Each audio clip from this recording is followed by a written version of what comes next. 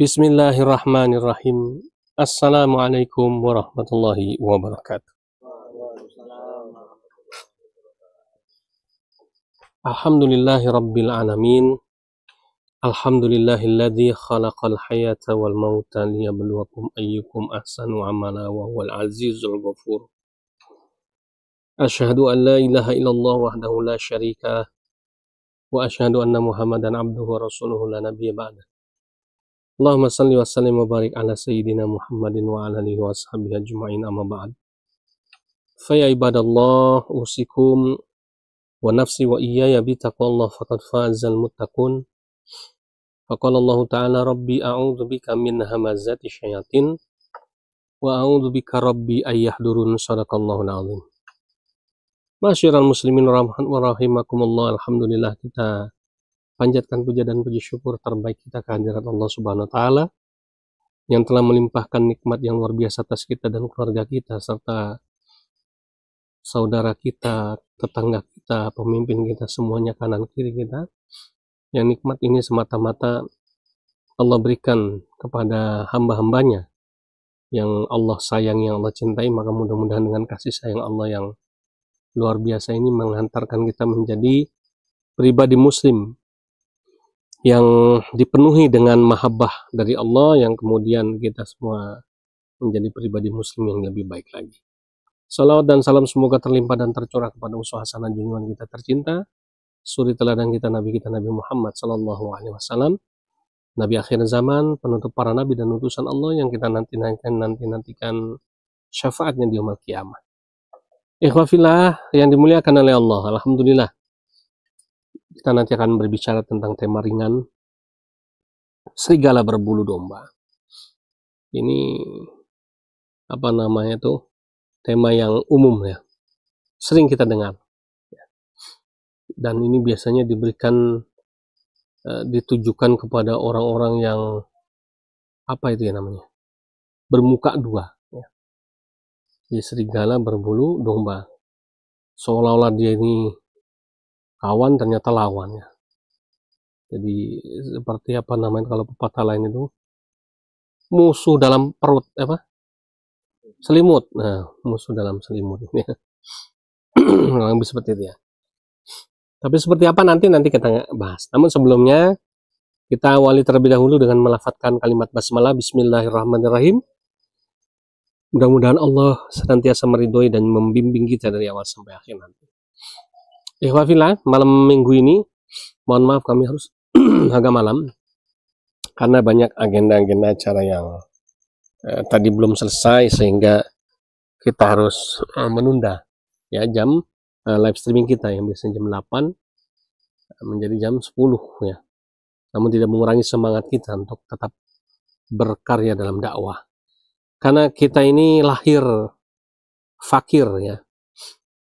Nggak punya apa-apa. Ya, tidak ada orang yang lahirnya itu apa namanya itu membawa emas ya 100 ton. Ternyata emas palsu. Ya, yang lagi ramai korupsi gitu ya. Nggak ada yang kemudian lahir langsung dapat apa namanya saham timah ini ya. Yang ada besok di akhirat ya dituang sama timah panas ini ya. Jadi nggak main-main ya hukuman Allah buat koruptor ya, orang-orang yang curi tangan, mencuri aja ya dengan sejumlah nilai ya kurang lebih mungkin sekitar berapa ya, 2 atau 3 juta gitu ya. Itu potong tangan ya, berlaku hukum kisos. Apalagi yang mencuri sampai dengan 271 triliun, bahkan kata jaksa agung itu kerugian negara sampai 300 triliun. Nggak ngebayangin nih duit sebanyak itu. Utang kita lunas itu dijamin kalau dikasih duit segitu gitu ya.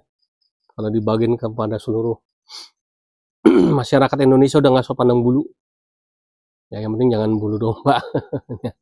Semuanya mau miskin mau kaya dibagi semua rata ya. Udah ya makmur dah gitu ya, nggak ada yang miskin gitu ya. Berangkat haji semua bareng-bareng gratis ini ya. Jadi apa namanya, luar biasa ya. Makanya kalau berani korupsi di dunia ini ya, uang rakyat, korupsi emas, korupsi timah, luar biasa ya. Nauzubillah min dzalik. Mudah-mudahan kita doakan para pelaku ini taubatan nasuha dan mengembalikan yang sudah dia terima, paling tidak beritikat untuk mengembalikan itu ya, sehingga kemudian terbebas dari azab Allah ya. Kemudian juga kita juga berdoa mudah-mudahan anak cucu keturunan kita nanti tidak ada yang korupsi ya, manakala dia menjadi seorang pejabat negara ya. Baik ya, ikhwafillah yang dimuliakan oleh Allah Subhanahu wa taala. Sebelum kita mulai, kita iklan sebentar ya. Sebentar lagi kita masuk hari raya Kurban. Tepat pada tanggal 17 Juni 2024 ya. Bertepatan dengan tanggal 10 Dzulhijjah 1445 Hijriah. Kita akan menyelenggarakan hari raya Idul Adha atau hari raya Kurban. Oleh karenanya kami menghimbau, mengajak kepada semua ya, penonton channel LSK Al Hadid, para subscriber, para viewer dimanapun antum berada, bagi yang ada kelebihan rezeki, silakan langsung salurkan ya hewan kurban di Pondok Pesantren Al Hadid. Karena apa? Karena satu, di sini kita berikan kepada saudara-saudara kita yang fakir ya. Kalau udah fakir udah pasti apa namanya, orang yang tepat ya, karena memang daging kurban itu buat fuqara wal masakin, orang fakir dan miskin. Yang kedua, orang-orang ini selain fakir karena rawan pemurtadan atau rawan dimurtadkan.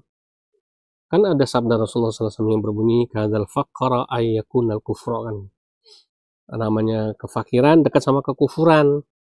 Orang yang fakir ya lebih gampang jadi kafir atau murtad ini ya. Makanya kita kasih kurban, hewan kurban ini supaya kuat akidahnya ya, dan dia mempertahankan iman Islamnya sampai dia mati ya. Wala tamutunna illa wa antum muslimun ya, matinya tetap dalam keadaan Islam ya. Nah, silakan salurkan di sini, murah meriah. Kambing Jawa jantan 2,5 juta, sapi Jawa jantan ya 17.500.000 rupiah, patungan sapi 2,5 juta rupiah per orang. Nanti dibikin satu grup 7 orang isinya, kebeli satu sapi. Berapa berat sapinya? Berat bersih hidupnya sekitar 300 kg. Kambingnya 35-40 kg. Kecil Ustadz, kurang ya. Ya, tambahin lagi dananya gitu ya. Semakin dananya semakin besar ya insya Allah banyak, makin besar juga gitu ya. Tetapi insya Allah dengan harga segitu udah cukup ya. Sudah sesuai standar ya, syar'i. Sudah masuk ya, apa namanya itu, syarat untuk kurban, jadi udah aman insya Allah. Jadi sayang jangan beli yang mahal-mahal, misalnya beli yang 30 juta bisa kebeli 2 sapi di sini, kan mendingan beli 2 sapi daripada satu sapi tapi besar ini ya, jadi lebih besar manfaatnya. Jadi itu ya ikhwafillah ya, yang berminat silakan langsung aja menghubungi kami dan nanti kan kami layani, kemudian insya Allah kurban antum semua bisa menyelamatkan akidah saudara muslim kita ya. Kemudian ya kita masuk ke tema pembahasan kita, serigala berbulu domba ya. Serigala berbulu domba ini biasanya kalau di Alkitab itu ada lagi istilah cerdik seperti ular, tulus seperti merpati. Jadi cerdik seperti ular, tulus seperti merpati ya. Kita tahu bahwa namanya dulu Adam dan Hawa di surga sebelum diusir itu ya, itu dia digoda, dirayu oleh setan yang berwujud ular ya. Ular yang bisa bicara karena ini ada jelmaan dari setan gitu ya. Nah kemudian setan ini dalam wujud ular ini merayu ya, menghasut, namanya itu mengiming-imingi ya, si Hawa pertama kali untuk memakan buah dari pohon yang dilarang ya. Semua yang ada di surga ini boleh kamu makan, boleh kamu nikmati, cuma satu yang nggak boleh. Kalau di Islam namanya buah khuldi. Kalau di Kristen namanya buah dari pohon apa ya? Kehidupan apa namanya? Ya, lupa saya. Ya, jadi buah kebenaran dan hidup atau apa ya? Pokoknya nggak boleh tuh sama ya. Dilarang. Malah akhirnya Hawa ya bisikin Adam. Ya, karena pinter ya. Nah, mungkin nih kalau bininya yang ngomong, si Adam nolak. Nah, inilah sampai sekarang ini menjadi kelemahan laki-laki ya. Hebat, garang, ya, pangkatnya jenderal, pangkatnya kiai, pangkatnya bos segala macem ya. Tapi kalau udah ketemu bininya, ya kalah. Bininya itu satu tingkat ya lebih tinggi pangkatnya daripada suaminya. Ya. Kalau suaminya jenderal bintang 4, bininya jenderal bintang 5 tuh gitu. Kalah ya. Sama Adam juga akhirnya kalah karena bujukan Hawa ya. Yang Hawa ini sudah dipengaruhi oleh setan ya, oleh iblis ya. Waktu itu dimakanlah pohon itu. Ya, buah dari pohon kebenaran dan hidup itu. Kemudian akhirnya Adam dan Hawa jatuh dalam dosa. Ya, jatuh dalam dosa, ini diusir dari surga gitu ya. Itu apa sejarah singkatnya. Sehingga kemudian ada istilah di Alkitab itu cerdik seperti ular. Ular itu binatang yang cerdik ya, tulus seperti merpati. Ya, jadi seolah-olah itu seperti merpati ya. Kalau merpati ini kan apalagi warna putih, simbol Roh Kudus. Biasanya di kekristenan itu kalau ada burung merpati putih turun gitu ya, itu menyimbolkan Roh Kudus ya, yang apa namanya menjelma menjadi seekor merpati berwarna putih gitu ya, bersih. Nah, jadi dikiranya merpati yang tulus. Ternyata dia adalah seekor ular beludak ya. Yang ternyata ular itu ya, dengan kecerdikannya bisa memperdaya siapapun. Nah, ini bahasa lain di Alkitab. Untuk apa namanya menerjemahkan, untuk menjelaskan serigala berbulu domba. Ya, sehingga terkadang ada orang yang bicaranya halus sekali, islami sekali. Ternyata dia bukan Islam kan ini. Seolah-olah menunjukkan rasa empati yang begitu mendalam ya. Seperti apa namanya malaikat ya. Malaikat tapi berkalung salib gitu ya. Ya, baik sekali orangnya, tulus orangnya. Suka menolong, rajin ya.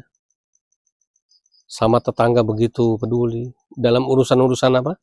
Kemasyarakatan dia selalu apa? Tampil di depan ya. Kalau ada orang yang sakit, dia duluan yang nengok.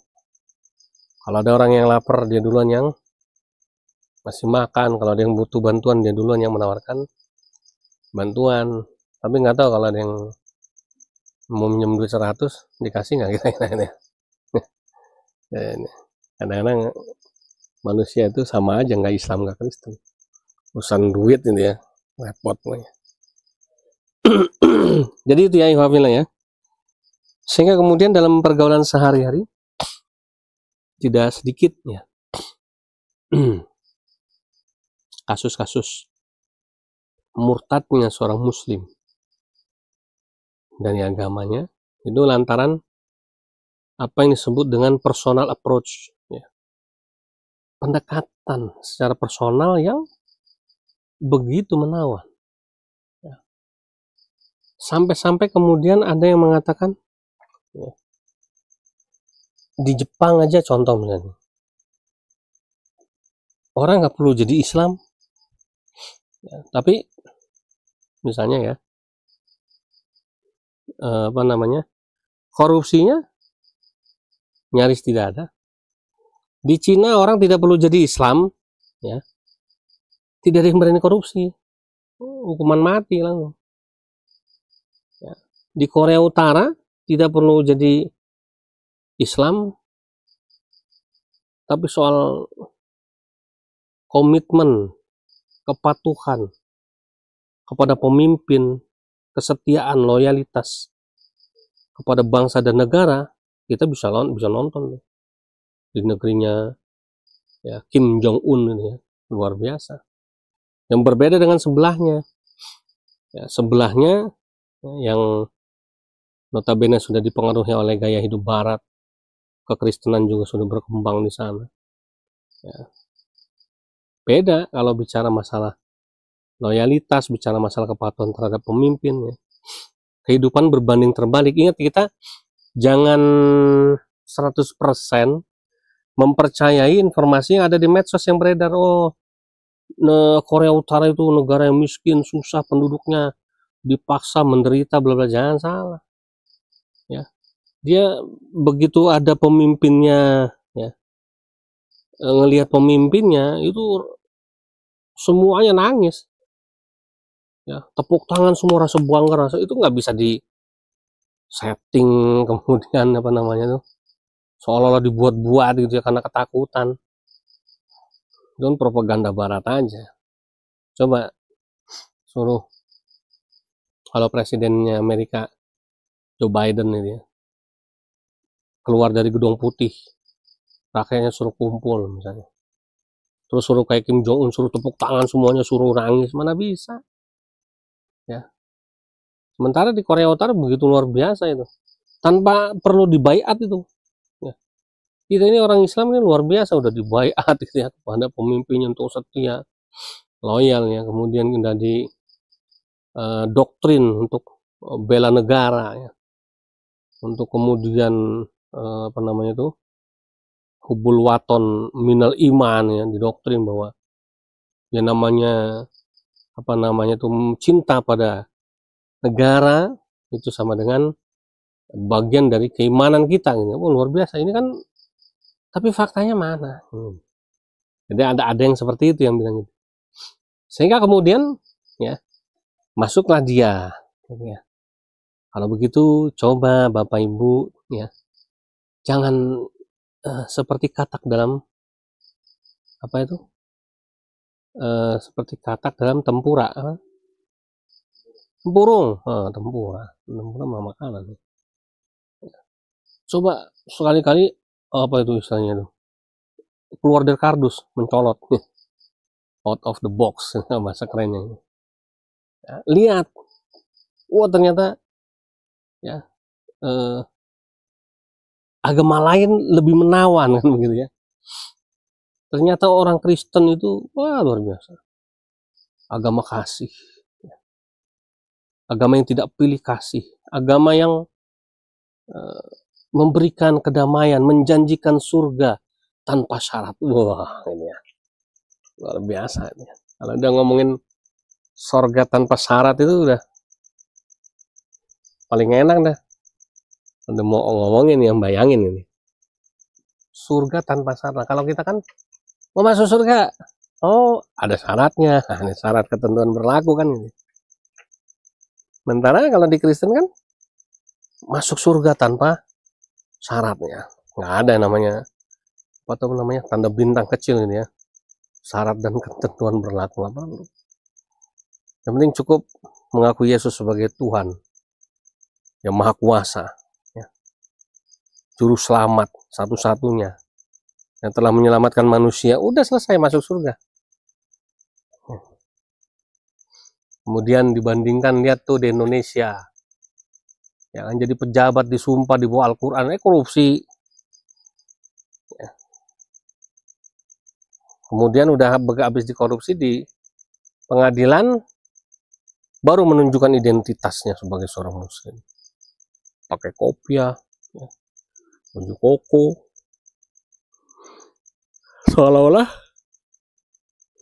apa namanya tuh Islam ini tidak mampu mencetaknya, membentuk umatnya, pemeluknya untuk bisa menjadi seperti yang diharapkan ya, bagaimana mestinya. Nah, ini contoh-contoh bagaimana trik-trik serigala berbulu domba tadi. Atau cerdik seperti ular, tulus seperti merpati tadi. Oleh karenanya kita sebagai seorang muslim tentu saja pedoman kita itu adalah Al-Quran, ya, sebagaimana Nabi kita Muhammad SAW bersabda, apa namanya itu, taraktu fikum amroini lan tadilu ma tamassaktum bihi ma kitaballah wa sunnati rasul. Telah ku tinggalkan, telah kuwariskan bagi kalian dua perkara, dua hal, dimana kalau kalian berpegang teguh pada kedua hal itu, kamu tidak akan celaka, kamu akan selamat, ya, kamu akan memperoleh kebahagiaan, kamu akan memperoleh kedamaian. Apa dua hal itu? Yang pertama adalah kitab Allah, Al-Quran. Yang kedua sunnatul Rasul, hadis-hadis, sunnah-sunnah Nabi, ya. Sehingga kemudian kalau kata Allah dalam Al-Quran surat Al-Baqarah ayat yang ke-120, Allah berfirman, Bismillahirrahmanirrahim, ya, walang tardha ankal yahudu walan nasara hatta tattabi'a millatahum ila akhiri ayah, sadaqallahul azim. Yang artinya, dan orang Yahudi juga orang Nasrani tidak akan pernah ridho lantar do, ya, kepada kamu sampai kamu mengikuti milah mereka, sampai kamu mengikuti keinginan mereka, sampai kamu mengikuti apa yang mereka sudah rencanakan, ya. Sehingga kemudian kita lihat saat ini, ya, bagaimana misi serigala berbulu domba ini, atau misi cerdik seperti ular, tulus seperti merpati ini luar biasa, ya. Ada sholawat di dalam gereja, itu contoh bukti serigala berbulu domba. Ada para suster, para pastor, pada jemaat gereja yang menyanyikan, ya, sholawat kepada Nabi Muhammad SAW, itu adalah contoh serigala berbulu domba, contoh cerdik seperti ular, tulus seperti merpati. Adanya sekarang ini, ya, doktrin bahwa orang Islam yang fanatik terhadap agamanya, orang Islam yang menyebut orang non-muslim itu dengan sebutan kafir, orang Islam yang, ya, tidak mau mengakui, ya, kebenaran agama-agama lain, orang Islam yang hanya eksklusif mengklaim surga milik dia, sementara umat beragama lain masuk neraka, umat Islam yang mengatakan bahwa, ya, Tuhan itu yang benar itu hanya Tuhannya dia, sementara Tuhan yang lain itu disalah-salahkan. Ini adalah orang Islam yang radikal, orang Islam yang intoleran, orang Islam yang tidak Pancasila. Nah, ini contoh keberhasilan dari serigala berbulu domba, ya. Kita kirain itu domba. Domba itu kan binatang yang paling nurut. Coba kita kalau miara domba, ya, domba sama kambing beda, ya. Kalau yang suka ngurusin kurban hafal, ya, domba itu yang bandot, ya, kibas, sondesip, itu yang di dalam sondesip itu domba. Kalau kambing itu, ya, yang ada jenggotnya, ya, yang kemudian yang kambing-kambing Jawa gitu, ya, bentuknya juga beda, yang bulunya tidak gimbal, itu kambing gitu, ya. Kalau domba itu diangonnya gampang, satu ke sana semua ikut ke sana, ya. Domba itu nggak rewel, makan juga nggak, apa namanya itu, nggak ribet. Orang yang miara domba boleh ditanya, ya, lebih seneng, ya, miara domba daripada miara kambing, tapi harga jualnya lebih mahal kambing bukan daripada domba, makanya orang jarang yang miara domba. Tapi kalau lebih gampang miara domba, lebih tahan lah, lebih tahan, tidak gampang kena penyakit, lebih nurut, lebih gampang makannya, ya, itu domba, ya. Itu tipe domba itu seperti itu. Makanya yang dijadikan ikon film kartun Sound the Sheep domba, bukan kambing, ya. Tapi ternyata itu bukan domba, ternyata dia adalah serigala. Wah, serigala ini kan beda. Serigala ini adalah predator, pemangsa. yang kerjaannya kemana-mana itu pasti mencari mangsa. Suaranya pun menakutkan. Kalau kita dengar suara domba, gitu ya, wah rasanya seneng. Apalagi domba yang zaman sekarang gitu. Lucu, imut-imut. Kalau dijadiin boneka, orang lebih beli boneka domba daripada boneka serigala. Kalau serigala itu kan, wah luar biasa. Kalau kita dengar nonton film itu, apa namanya, werewolf, gitu ya. Wolfman ya. Manusia serigala. Moncongnya menakutkan ya. Giginya menyeramkan. Cakarnya gitu ya. Lolongannya ya. Wah, luar biasa. Dan dia makannya itu adalah makannya bukan rumput. Nggak ada serigala dikasih makan rumput makan. Ini namanya serigala stres. Kalau ada serigala dikasih makan rumput, mau namanya serigala stres. Pasti maunya makannya daging, darah yang fresh. Kenapa? Dia predator, pemangsa. Domba itu dimakan sama serigala. Nggak ada domba makan serigala. Ya, domba itu jadi inceran serigala ini yang memakan domba. Ini ya, makanya ikhwafil yang dimuliakan oleh Allah Subhanahu wa taala. Apapun yang terjadi harus kita sampaikan kepada anak cucu keturunan kita ke depan. Bahwa sejelek-jeleknya orang Islam, dia adalah saudara kita. Walaupun mungkin masih buruk akhlaknya, masih jauh dari nilai-nilai keislaman, dia tetap saudara kita. Yang wajib kita tutupi aibnya, wajib kita tegakkan amar ma'ruf nahi mungkar atasnya, wajib kita dakwahi dan kita ajak dia ke surga. Bukan kita sumpahin biar mampus lu di neraka. Kadang-kadang kita ini kan ngaco gitu ya. Sama-sama Islam aja saling rebutan surga gitu ya. Saling apa namanya itu? Sumpah menyumpah kan ya. Gua sumpahin lu masuk neraka gitu kan. Nggak ada gua sumpahin lu masuk surga, nggak ada. Yang ada gua doain lu masuk surga. Ya. Kalau kata gua sumpahin itu kan kata-kata negatif. Pasti ujung-ujungnya neraka itu, bukan surga. Ya. Nah, jadi ikhwafil yang dimuliakan oleh Allah Subhanahu wa taala. Ya, mulai sekarang harus kita tanamkan sifat-sifat memang agak sulit. Sifat-sifat yang kita ini harus menyampaikan kepada anak cucu keturunan kita, sifat-sifat teladan Nabi kita Muhammad SAW yang begitu mulia bersama para sahabatnya. Ya, sehingga kemudian anak-anak kita itu bisa kagum gitu ya, mengagumi. Ternyata ya Nabi kita Muhammad itu luar biasa. Kesabarannya, tidak ada yang lebih sabar. Ya, ketimbang tidak ada yang lebih sabar melebihi sabarnya Nabi kita Muhammad Sallallahu Alaihi Wasallam. Bagaimana Nabi ketika dizolimi orang, dimusuhi, diperangi, dia harus terusir dari tempat kelahirannya di Mekkah Al-Mukarramah. Dia harus hijrah, ya, menempuh perjalanan panjang ke kota Madinah yang dulu namanya Yastrib, kemudian dari nol dia merintis di sana.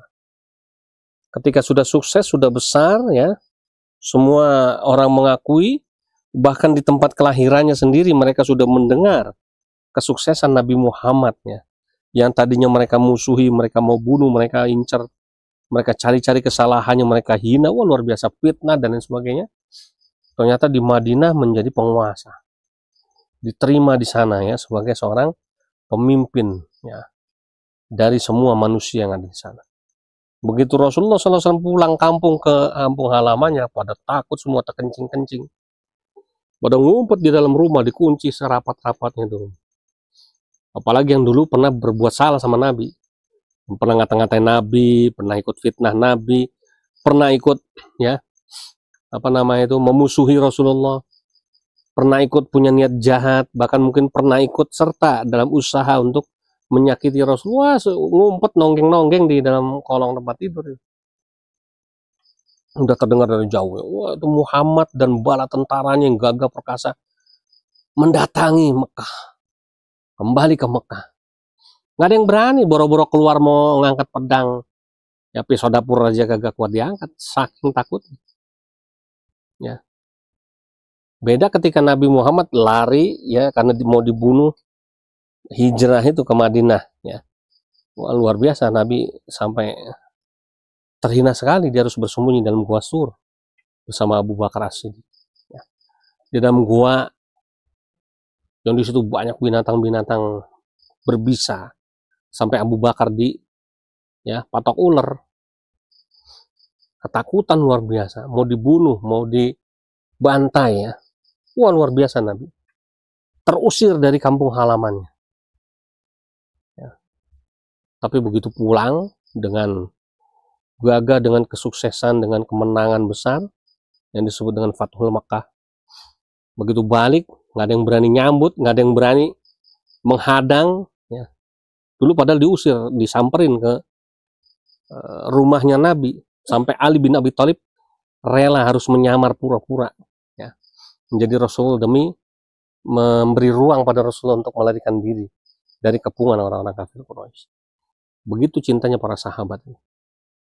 Ya, akhirnya yang terjadi apa? Rasulullah mengatakan kepada penduduk kota Mekah, hari ini, ya kan, intinya ini ya, kumaafkan kalian hari ini yang ya keluar dari rumahnya, kemudian dia menerima aku ya sebagai nabi, ya, menerima aku sebagaimana mestinya aku adalah Muhammad.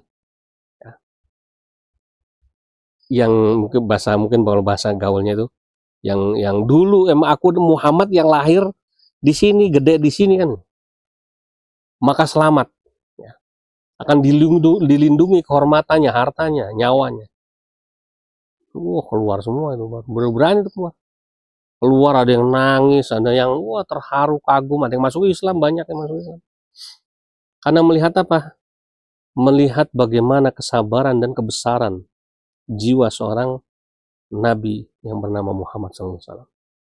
Nah, yang kisah-kisah seperti ini nih harus didengar dari mulut orang tuanya, dari para orang tua. Nggak bisa cuma kamu mau tahu kisah Nabi Muhammad nih, baca aja bukunya.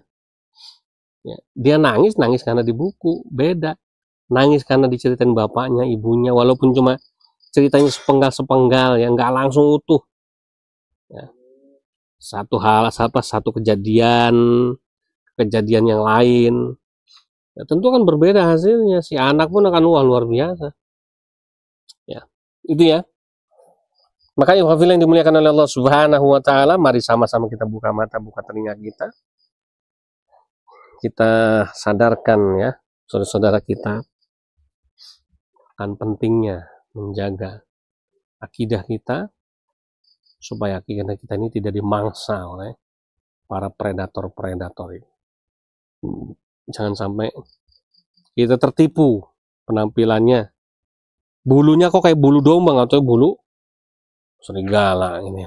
Bulu domba masuk bulu serigala kan beda. Oke, begitu saja yang bisa kami sampaikan. Mohon maaf lahir batin kalau ada kata-kata yang tidak berkenan, yang kurang baik. Yang benar datangnya dari Allah, yang salah dari diri kami pribadi. Dan sebelum saya akhiri, saya mau promosi seperti biasa, promosi produk-produk amal usaha Pondok Pesantren Al-Hadid ya. Kok nggak ada yang baru, masih yang lama ya, sabar atu-atu. Ini dulu nih ya, biar apa namanya laku. Yang pertama ada sabun wajah ya, sabun karkol X Face. Ini sebenarnya buat laki-laki perempuan, tapi utamanya para ikhwan ini ya. Sebab apa? Sebab bapak-bapak ini kasihan, bapak-bapak ini yang ikhwan ini, biar apa namanya tuh, kalau mau beli perawatan wajah itu jangan beli produk-produk yang bukan dari kalangan sendiri lah. Kalau ini kan jelas nih perusahaan yang punya ya, saudara muslim kita, ikhwan kita, ya. Kemudian insya Allah juga ini halal, ya. Sudah resmi ada BP POM-nya dan sebagainya, dan hasilnya insya Allah bagus. Yang kedua, ini dia yang sedang ya viral, booming ya, propolis Pro Flavo. Ya, ini yang terakhir saya punya testimoni, orangnya ada di sini. Ya, Mbak Tina itu 3 hari mencret diare, ya, Batman. Ya, udah lemes nah. Ya, kenapa? Sehari bisa berkali-kali ke kamar mandi buang air ya. Pokoknya udah minum obat, nggak usah disebut ya obatnya, macam-macam tuh, ganti nggak cocok, ganti lagi nggak cocok. Akhirnya karena nggak sembuh-sembuh juga, saya baru ingat ini kan ada propolis.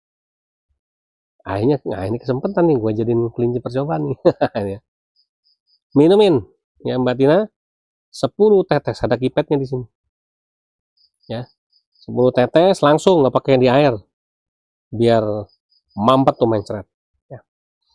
Setelah 10 tetes jangan ditelen ya, jadi 10 tetes ditaruh dulu biar dia bercampur sama ludah. Ludah ini kan mengandung enzim yang bagus, ada enzim apa nggak hafal, saya bukan kedokterannya, tapi enzim itu enzim yang bisa apa membantu ya penyembuhan penyakit ya. Kemudian setelah kurang lebih 1 menitan baru ditelan pelan-pelan ya, alhamdulillah langsung mampet ya, sembuh. Sekarang malah nggak bisa berak dia. Ya, saking apa, luar biasa ini ya. Daripada ke rumah sakit lumayan, kekurangan cairan mahal ya kan, kalau nggak punya BPJS berasa, mendingan udah minumin ini aja dan tanpa minum obat-obatan dokter ya. Jadi 10 ml isinya, kemasannya sudah bagus, ini teknologinya teknologi nano. Udah modern, canggih, BP POM-nya lengkap semua, izin legal semua. Botolnya botol beling, bukan botol yang murahan, dan lebih aman untuk menyimpan apa namanya propolis yang bahannya ini luar biasa ya. Sehingga silakan diminum untuk berbagai macam penyakit, insya Allah bismillah ikhtiar ya, sembuh. Yang berminat silahkan menghubungi kami. Harganya murah, ini 200.000. Yang sudah jadi langganan 180.000. Ini berapa murah meriah? Selawe ya, Jigo apa namanya 25.000 ya. Satu lagi kopi, yang senang kopi nih, begadang. Lagu Roma Irama kan begadang jangan begadang ya. Tapi kalau begadangnya habis tahajud nunggu subuh, minum kopi tahajud, minuman ahli sujud, cakep nih. Ya, kopi robusta. 100% kopi murni tanpa ada pengawet ataupun tambahan. Ya. Jadi tidak dicampur sama beras atau nasi atau apa namanya? Jagung ya. Semuanya ini kopi murni ya. Jadi yang berminat sekali lagi silahkan menghubungi kami ya di nomor WA yang ada di running text, dan insya Allah semua hasil penjualan ini untuk membantu dakwah kami ya. Kenapa? Karena memang ini adalah bagian dari amal usaha Pondok Pesantren Al-Hadid. Terima kasih, jazakumullah khairan katsir wal afu minkum. Subhanakallahumma rabbana wa bihamdika asyhadu an la ilaha illa anta astaghfiruka wa atubu ilaik. Wassalamualaikum warahmatullahi wabarakatuh.